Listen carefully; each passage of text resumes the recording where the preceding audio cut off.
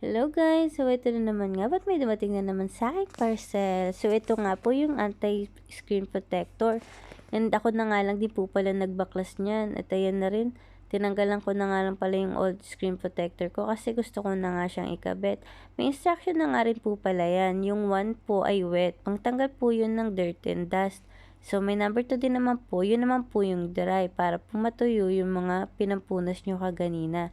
So, yan. Kapag okay na nga po, check nyo na lang kung may mga dust pa po na didikit or fiber. Pag okay naman po, try nyo na naman po ipit yan. So, ayan nga, ginawa ko ay sinukat ko muna at nung okay na, tinanggal ko na po yung sticker. At kapag nga po pala yan nilapat nyo, ay kusa na po yan didikit. Kaya, tansyahin nyo na lang pong mabuti para po sakto lang po yung lagay nyo. And, ayan lang po, tingnan nyo lang po kung may mga bubbles pa.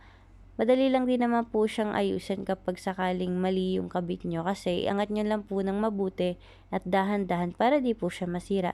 So, ayan guys, tingnan nyo nga lang po. O, ba diba?